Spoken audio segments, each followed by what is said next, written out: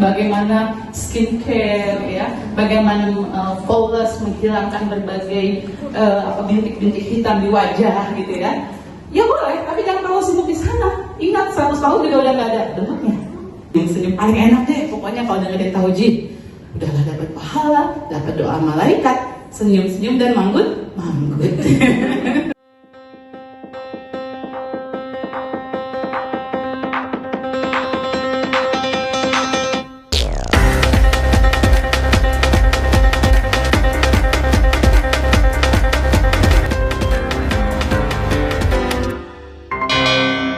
Assalamualaikum warahmatullahi wabarakatuh. Waalaikumsalam warahmatullahi wabarakatuh.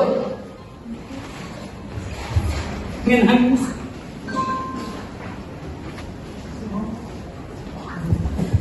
Alhamdulillahirabbil alamin. Alhamdulillahilladzi hadana li hadza wa ma kunna linahtadiya laula an hadana Allah. Asyhadu an la ilaha illallah wa asyhadu anna Muhammadan abduhu wa rasuluhu la nabiyya ba'dah. Allahumma salli wa sallim wa barik ala sayyidina Muhammad wa ala alihi wa ashabihi ajma'in, amma ba'du. Bunda Zainab yang dirahmati Allah, Masya Allah, semoga Allah memberkahi beliau, memberikan inspirasi kepada kita semua. Yang saya hormati Ibu Ketua Umum, Bu Eti, Ibu Sinta, besanku saya. Jangan cemburu. Dan ibu-ibu yang luput jadi besan karena sudah sold out. Bu Reni, Bu Santi, ya Masya Allah. Saya tuh terharu kalau dengan Bu Santi. Bu Santi itu selama kita mengadakan kegiatan waktu itu selalu hadir dalam acara komunitas. Bu Santi bukan pengurus waktu itu. Pas saya turun dari ketua, Bu Santi, ayo dong jadi pengurus. Masya Allah gitu. Maka Bu Santi itu benar-benar dari mengikuti acara saya.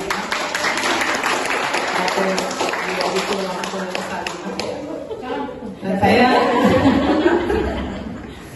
hanya beberapa orang terakhir yang tidak terlalu saya dekat ya, tapi sisanya itu Masya Allah ya, bagian dari membutuhkan saya, saudara-saudara saya dalam kebaikan, Insya Allah. Tak heran ya, Nabi Ibrahim alaihissalam ya, luar biasa, begitu dedikasinya, begitu ketaatannya. Perlu juga kita mengetahui apa doa yang dia ucapkan kepada Allah, karena Nabi Ibrahim itu Masya Allah. Nanti saya akan bahas sedikit tentang doa-doa Nabi Ibrahim yang itu bagus sekali untuk kita jadikan teladan. Sebelumnya saya mohon maaf lahir batin, Bunda dan teman-teman semua, akhwat-akhwat semua salihat ya, Masya Allah. Saya terus terang happy banget. Tadi Bu Eti bilang seminggu sakit gitu.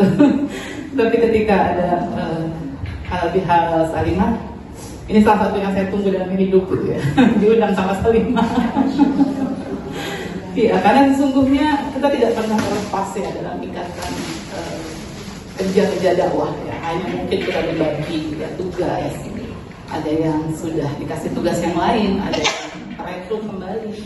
Tapi secara umum saya ucapkan barakallahu fikum kepada Bu Eti dan tim besar PP Salimah serta tim besar Salimah Nasional ya, bahwa insya Allah ya, saya menjadi saksi ya, Salimah terus bergerak lillahi ta'ala, menebar kebaikan di atas muka bumi.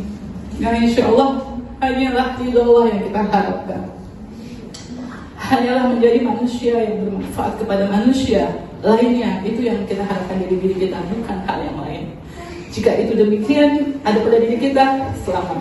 Mudah-mudahan kita adalah orang-orang yang selamat dari ujian kehidupan.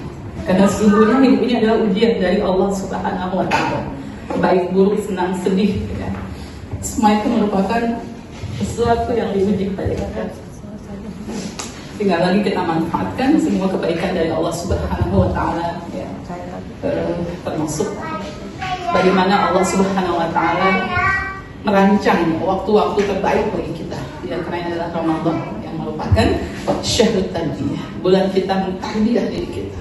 Bertanya pada diri kita sendiri secara jujur, siapa saya? Apakah saya hamba dunia yang mengejar-ngejar dunia? Saya adalah hamba akhirat yang benar-benar mengharapkan kerinduan akhirat terbaik bagi diri kita sendiri. Man amila sholihan falinafsi. Sungguh, siapa yang beramal soleh, amal soleh bagi dirinya sendiri. Jadi kenapa kita tidak bersemangat melakukan amal soleh? Karena sesungguhnya kita sedang mempersiapkan tempat terbaik bagi diri kita sendiri. Banyak orang tertipu. Berapa tahun kita hidup? Berapa tahun kita gagah? Mungkin di atas 70 tahun juga kita sudah mulai sulit jalan, mulai sulit menikmati apapun.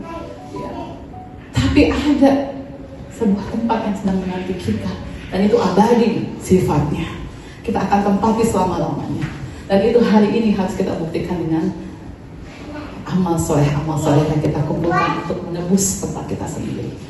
Dan salimah merupakan kesempatan dari Allah, fursah min Allah yang luar biasa, yang memang kita juga harus menghayati kerja kita di salimah ini sebagai sebuah kerja dedikatif. Pertama untuk kebaikan diri kita sendiri.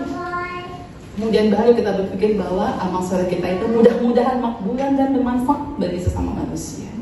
Masya Allah. Jadi kita bersyukur dengan datangnya Ramadan. Kita juga bersyukur bisa berkumpul kembali. Ya ini Masya Allah ya. Nenek kalau mau baca harus kasih. Yang dibilang yang nenek tentang kali ini. Ya, seperti tadi dikatakan oleh Bu Eti ya, dibacakan dari surat Yunus ayat 58. Ya Allah Subhanahu wa taala berfirman, "Qul bi fadlillahi wa bi rahmatihi fabidzalika falyafrahu huwa khairun." Ya. Mimma yajma'un. Masya Allah, ini tuh luar biasa ayat ini.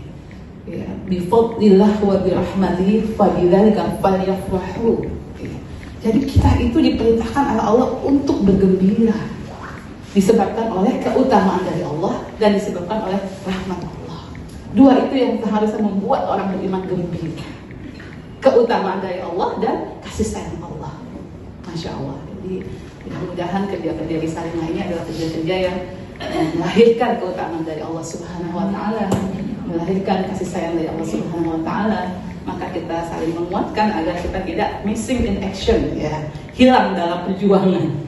Hilang hatinya, hilang tujuannya, hilang pahalanya. Alhamdulillahi bin dzalik. Ya, maka coba saya ingin mengajak akhwat bertadabbur ya ayat-ayat yang berisi doa-doa Nabi Ibrahim, di antaranya di surat Asy-Syu'ara surat ke-26 ayat 83. Di sana Nabi Ibrahim berdoa, "Rabbi habli hukman."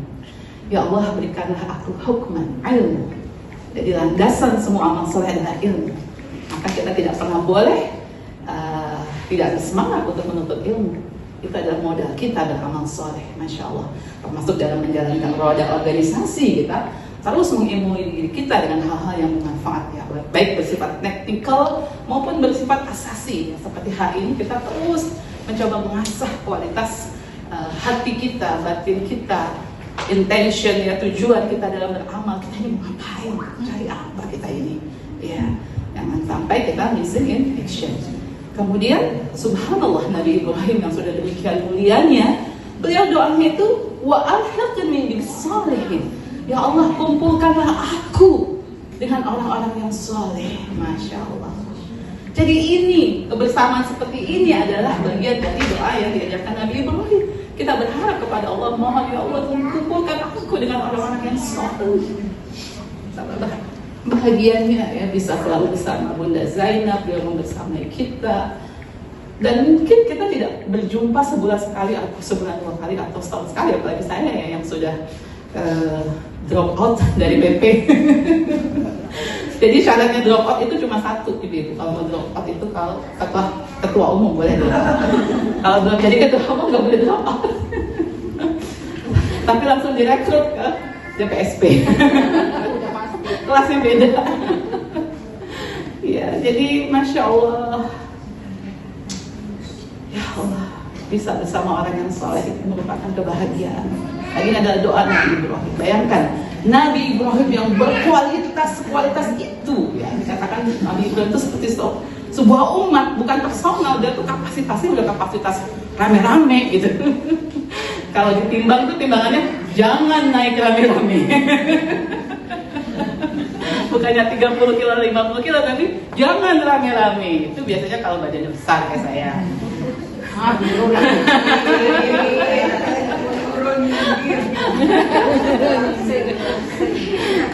Alhamdulillah doa saya terkabul. Paling nggak kesannya lah. Kemudian Masya Allah kami ibadah berdoa, waj'alli lisana sidqin fil akhirin. Ya Allah, jadikanlah aku buah tutur yang baik bagi orang-orang yang akan datang. Di sini bukan berarti kita beramal itu untuk dilihat orang atau dikenal orang, tapi kita ingin menghadirkan nilai-nilai kebaikan. Ya, kita ingin jadi orang yang merepresentasikan dan merepresentasikan Islam. Terus saya selalu berdoa kepada Allah, izinkan saya menjadi orang yang mampu mempresentasikan Islam, menjelaskan nilai-nilai terbaik kepada umat. Dan tidak cukup hanya menjelaskan, tapi merepresentasikan Islam. Mampu juga menjadi contoh. Gimana sih jadi orang Islam abad 21? Gimana sih menjadi muslimah abad 21? Gimana sih menjadi orang muslimah yang selalu lihat kepada arahan-arahan dari Allah dan Rasulnya? Itu berarti bisa mempresentasikan dan merepresentasikan. Jangan sampai terjadi dualisme gitu ya. Yang dipresentasikan nilai-nilai kebaikan, yang direpresentasikan nilai-nilai keburukan. Nauzubillahi min dzalik. Itu adalah musibah. Ketika seorang dai asyik dengan amal-amal maksiatnya. Nauzubillahi min dzalik. Maka kita semua adalah manusia-manusia yang tidak ada yang bebas dari godaan syaitan yang waswas fi sudurinas dengan segala jebakan-jebakannya. Kita nggak boleh merasa I'm safe, saya udah selamat nih, saya udah jadi akhwat lama, saya pasti udah bagus deh, udah level atas. Gak ada. Ya, para nabi dan rasul, orang-orang yang mulia, mereka selalu sangat serius dengan permohonan ampunannya, serius dengan kebutuhannya kepada ampunan Allah. Kita tidak boleh merasa bahwa kita adalah orang yang selamat. Ya. Jadi waj'alni lisana sidqin fil akhirin, lebih kepada bagaimana kita berharap bisa menghadirkan nilai-nilai Islam menjadi arus kebaikan di tengah masyarakat. Menjadi tadayun syar'i, sehingga masyarakat terbiasa dengan nilai-nilai yang baik. Oh, kayak gitu loh orang Islam. Oh, begitu loh bahagia dan keluarga muslim. Oh, begitu loh. Itu yang kita harapkan dari amal soleh kita di luar panggung. Ya, di luar panggung dakwah. Jadi jangan hanya kita pandai di atas panggung dakwah, tapi pribadi kita berantakan. Saya sering ngambil analogi, jangan sampai kita menjadi bunga plastik. Kebetulan saya suka lingkungan, saya suka bunga-bunga yang asli, pohon asli sekalipun ya, memang nggak ada bunganya, tapi dia menyedot oksigen. Kalau plastik itu dari jauh bagus, ya, tapi di dekatnya dia cuma beban lingkungan saja sesungguhnya. Nah, saya ada istilah yang kayak hadirkan merenungi tentang tumbuhan ini, jangan jadi kita dari plastik gitu. Di atas panggung kita menarik, menyampaikan, merepresentasikan, menyampaikan nilai-nilai. Tapi ketika orang berinteraksi dengan kita, nggak dapat oksigen, nggak dapat kesegaran. Oh, bunga plastik, dia nggak bisa mengeluarkan oksigen. Oh, orang yang hanya menjadikan pelajaran itu di mulutnya saja, bukan dalam pribadinya. Nauzubillahi min dzalik. Ini PR kita seumur hidup untuk menjadi dai yang benar-benar sejati, ya, yang bisa mempresentasikan dan merepresentasikan. Kita adalah duta dari nilai-nilai Islam. Ya, ini juga termasuk doa Nabi Ibrahim. Waj'alni min warathati jannatin na'im. Masya Allah. Dan ternyata upaya beliau seperti itu hanya untuk mengejar keindahan akhirat, hanya untuk mengejar menjadi ahli waris surga. Masya Allah. Waghfir li abi innahu kana minadh dhalin. Ya Allah, ampunilah orang tuaku, ayahku, ya, yang memang menjadi penyembah berhala dan ternyata juga menjadi musuh dakwah, walaupun Nabi Ibrahim masih mencintainya. Tapi ketika sudah jelas makom posisinya, ya Nabi Ibrahim juga nggak baper gitu. Ya itu memang musuh dakwah, bukan orang yang patut aku baper untuk sakit atau duka meratapi kondisi ayahanda. Nah, ini pelajaran juga buat kita. Bagaimanapun cinta kita pada orang tua, pada anak, pada pasangan, pada suami, pada teman-teman, Tapi di atas segalanya adalah cari keridhaan Allah. Waghfir li abi innahu kana minadh dhalin wa la tukhzini yauma yub'atsun. Ya Allah, jangan engkau hinakan kami di hari kebangkitan. Ini ketakutan Nabi Ibrahim, di samping tadi permohonan untuk menjadi pewaris surga. Ini yang seharusnya mendominasi kehidupan kita, mendominasi pikiran kita, mendominasi obsesi kita, bahwa kita ini adalah orang-orang yang akan berpulang ke rumah kita yang abadi. Itu rumah kita yang beneran gitu. Ini cuma halte, kita nggak terlalu asik di halte. Kita akan kembali di sana rumah abadi kita. Di mana hari itu yauma la yanfa'u malu wala banun illa man atallah biqalbin salim. Hari di mana tak berguna harta yang banyak, tak berguna anak keturunan yang hebat-hebat. Ya, banun diartikan mufasir juga follower, pengikut. Tak berguna subscribe yang jutaan, puluhan juta. Kita banggakan mungkin di dunia yang bisa mendukung apapun yang kita lakukan, semua tidak ada gunanya kecuali orang-orang yang datang kepada Allah biqalbin salim, dengan hati yang lurus. Nah, inilah akhwati fillah rahimakumullah, tugas utama kita sebagai hamba Allah yang masih ada di dunia, mempersiapkan qalbun salim sampai ketika kita kembali kepada Allah. Kondisi hati kita juga adalah kondisi yang qalbun salim.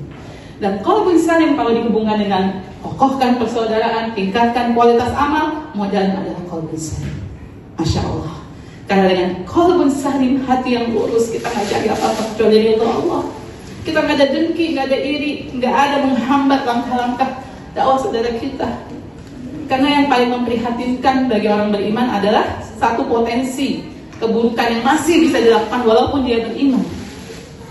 Al-mu'min baina khamsi syadid. Orang beriman itu di antara 5 yang syadid, yang berat dirasakan. Yang pertama itu apa? Al-mu'min yahsudu. Orang yang sama-sama beriman tapi hasad. Dia happy, kita sedih melihat saudara kita happy. Kita ngeliat saudara kita susah, kok kita malah senang. Berarti hati kita ada penyakit. Na'udzubillah. Ini yang harus selalu kita juga kasih perhatian. Jadi jangan cuma peduli bagaimana skincare, ya, bagaimana flawless, menghilangkan berbagai bintik-bintik hitam di wajah, gitu ya. Ya boleh, tapi jangan terlalu sibuk di sana. Ingat 100 tahun juga udah gak ada bentuknya. Tapi hati ini adalah modal kita untuk hidup abadi. Jangan sampai tidak kita perhatikan. Sudah ada noda-noda hitam, sudah ada iri dengki, sudah ada marah, sudah ada hal-hal yang negatif, sudah menjadikan dunia sebagai andada, sebagai tandingan dari Allah Subhanahu wa Ta'ala. Berhati-hatilah. Na'udzubillahi min dzalik. Saya akan tutup dengan sebuah hadis yang buat saya ini adalah hadis yang sangat makjub, ya, kalau bahasa saya. Masya Allah. Jadi orang yang, ya, Rasulullah bersabda, man kana fil akhiratu hammahu. Barang siapa yang menjadikan akhirat itu adalah menjadi obsesi kehidupannya. Akhirat itu menjadi obsesi kehidupannya. Surga itu di pelupuk mata. Bagaimana caranya masuk surga? Semua diperuntukkan untuk bisa memperoleh kenikmatan surga. Udah kerja capek-capek, nggak ada yang terima kasih. Oh, it's okay. Allah Maha tahu. Bahkan dikritik, oh nggak apa-apa. Walaupun sakit ya, sakit. Maafkan, saya cari akhirat, nggak apa-apa deh. Mau ngomong apa juga terserah, nanti juga tahu. Jadi kita lebih stabil hidup. Manakala kita memang punya obsesi akhirat. Dan ketika kita punya obsesi akhirat, Rasulullah bersabda, ja'alallahu ghinahu fi qalbihi. Ja'alallahu ghinahu fi qalbihi. Dijadikan oleh Allah dalam hatinya kekayaan, kepuasan. Masya Allah, hidupnya puas, cukup. Gak ada lagi geragas kalau kata orang Jawa, pengen ini, pengen itu. Saya sudah bersyukur, alhamdulillah. Siang ini makan seadanya, nasi pakai empal.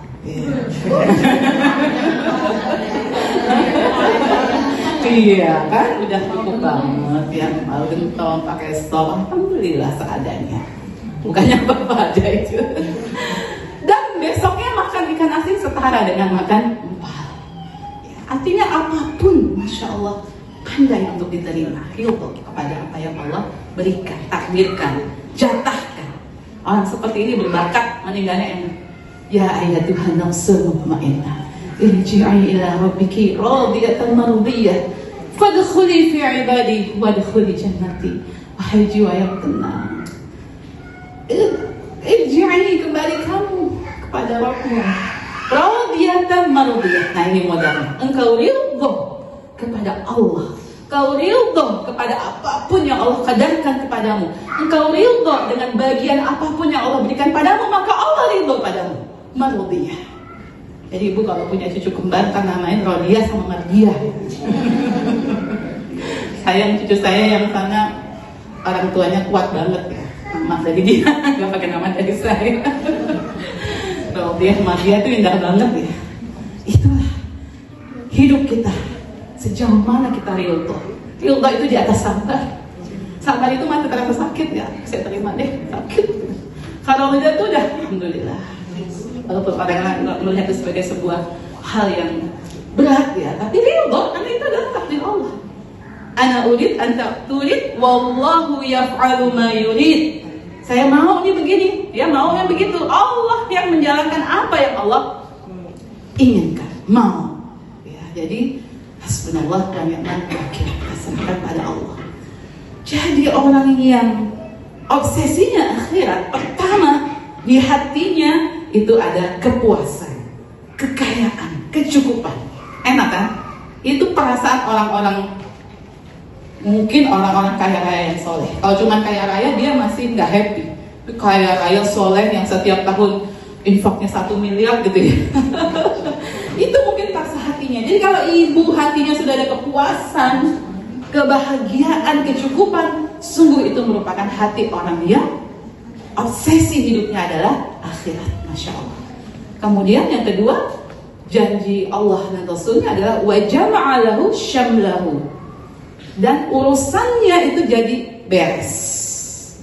Sering nggak kita punya urusan ya, kemudian kita mendekatkan diri kepada Allah, kemudian Allah, cara Allah kita nggak tahu membereskan urusan kita.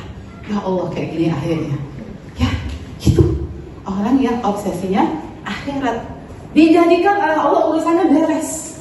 Dan tidak hanya itu, atahud dunya wa hiya raghimah, dan dunia datang kepadanya ya tanpa perlu dikejar. Ibu lihat orang yang mengejar dunia demi jabatan, demi kekayaan, dia rela mengikut kanan mengikut kiri tanpa tahu etika, tanpa tahu adab, bahkan halal haram pun dilakukan demi mengejar dunia. Orang yang obsesinya akhirat nggak mungkin melakukan itu, karena dia akan malu kembali kepada Allah. Dan sebaliknya, wa man kanatid dunya hammahu, orang-orang yang menjadikan dunia sebagai obsesinya, ja'alallahu faqrahu baina ainaihi, dijadikan oleh Allah kemiskinan, kekurangan, ketidakpuasan ada di antara dua matanya. Ibu, kalau saya taruh di depan mata saya ini sendok kecil ini, saya gantungkan di sini, nengok ke sana ada nggak Bu? Nengok ke kiri ada nggak? Kemana pun saya menengok yang terlihat adalah ini. Inilah perumpamaan yang diberikan Rasulullah. Orang yang menjadikan dunia sebagai obsesinya, maka Allah akan tempatkan kemiskinan di depan kedua matanya, kekurangan, ketidakpuasan hidup, selalu merasa kurang, selalu geragas, selalu not enough. Makanya soal di luar negeri kan ada buku sampai when enough is enough. Kapan sih kamu merasa cukup? Oh, gak pernah merasa cukup gitu. Padahal dunia sudah berubah. Dulu memang miskin, sekarang udah kaya, tapi masih mentalnya mental orang miskin. Inilah orang yang obsesinya dunia, dijadikan kemiskinan di depan kedua matanya. Dan tidak itu saja, kemudian dicerai-beraikan. Wa faraqa alaihi syamlahu, diberantakin urusannya sama Allah, semua berantakan. Dan tidak itu saja, wa lam yatihi minad dunya illa ma qadara, dan dia tidak dapat apa-apa dari dunia selain apa yang Allah takdirkan. Jadi Buat apa kita habis-habisan untuk dunia? Jangan sampai kita missing in action. Ini cuma tempat sementara. Ini cuma tempat sementara.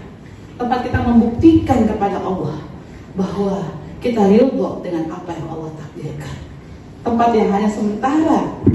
Kita optimalkan gaya juang kita untuk beramal soleh. Karena apa? Nanti di akhirat penduduk neraka itu berteriak. Mereka di neraka itu nggak anteng ayam kayak kita sekarang ini. Gini-gini dengerin taujih gitu kan. Senyum-senyum paling enak deh pokoknya kalau dengerin taujih. Udahlah dapat pahala, dapat doa malaikat, senyum-senyum dan manggut. Kata Bu Sita, apa Bu Sita? Jigut ya, ngaji sambil manggut. Jiram juga boleh ngaji sambil malam gitu kan. Iya. Tahu sebelah sana bilang Ji Samsu ngaji sampai masuk surga gitu. Tapi itu rokok ya. Iya, saya mau ngomong apa tadi ya? Ya, jadi ya di akhirat itu nggak kayak kita ya, di sana ada penduduk neraka nanti yang dalam Al-Quran Allah udah bocorkan apa aktivitas mereka. Wayastarikhuna finnar. Mereka itu berteriak-teriak. Kak, teman-teman kayak kita gini mereka berteriak-teriak. Rabbirji'u, ya Allah kembalikan kami ke dunia sebentar saja. Na'mal sholihan, kami mau beramal soleh. Ghairu kunna na'mal, yang tidak pernah kami lakukan sebelumnya. Tapi kan udah selesai. Ya, time out. Ya, udah gak ada waktu lagi. Maka bersyukurlah hari ini kalau Allah beri kita kesempatan untuk beramal soleh. Bersungguh-sungguhlah, berdedikasilah ya melalui organisasi Salimah ya. Kokohkan persaudaraan, tingkatkan kualitas amal ya, insyaallah. Bersihkan hati kita kepada saudara kita ya, isi hati kita dengan cinta kepada Allah, jauhkan ya, selain itu taruh saja di tangan ya, jangan taruh di hati. Yang di hati ini adalah akhirat, yang di hati ini adalah Allah Subhanahu wa Ta'ala. Kita luruskan akidah kita, insyaallah bahagia dunia, bahagia akhirat, punya saudara-saudara yang baik, punya organisasi yang baik ya, penasehatnya juga baik-baik tuh, Bunda Zainab. Masya Allah, luar biasa. Alhamdulillahirabbil alamin. Mohon maaf lahir batin. Wabillahi taufiq wal hidayah. Wassalamualaikum warahmatullahi wabarakatuh.